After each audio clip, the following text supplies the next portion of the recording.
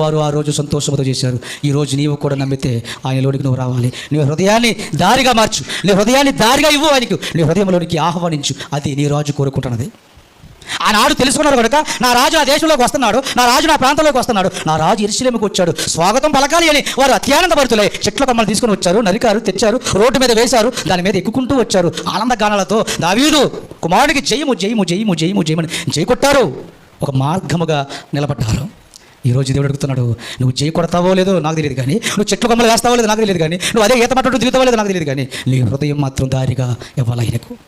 నీ హృదయంలోనికి మాత్రం ఆయన ఆహ్వానించాలి. అందుకే చెప్తున్నాడు ఆయన ప్రకటన గ్రంథం, ఇదిగో తలుపు యొద్ద నుండి నేను తట్టుచున్నాను, ఇదిగో తలుపు యొద్ద నుండి తట్టుచున్నాను, ఎవరైనా నా స్వరము విని తలుపు తీసి ఎడల నేను ఆయనలోనికి వచ్చేస్తాను, నేను తలుపు యొద్ద నిలిచి ఉండి చూస్తున్నాను, తడుతున్నాను అని తడుతూ ఉంటే, హృదయం అనే తలుపు దగ్గర ఉండి ఆయన తడుతూ ఉంటే నువ్వు తీయకుండా నేను ఇక మట్లేస్తానంటావు, నేను ఇక పంటల పంటేస్తానంటాను, నేను దుప్పట్లేస్తానంటాను, గాడిదకి వస్తాడు. ఎలా గుర్తుందండి? ఆయన గాడిదకి వచ్చేసాడు, అయిపోయింది. ఆయన రాజుగా వచ్చాడు, అయిపోయింది. మరణించాడు, అయిపోయింది. తిరిగి లేచాడు, అయిపోయింది. ఇప్పుడు నువ్వు చేయవలసింది నీ హృదయాన్ని తెరిచి ఆయన ఆహ్వానించు. నీ హృదయాన్ని తెరిచి నీ హృదయంలోకి ఒక మార్గం వేయి. నీ హృదయ తలుపులు తెరు. అవి మూసేసుకుని నేను మాట్లాడుకెళ్తాను ఎలా కుదురుతుంది?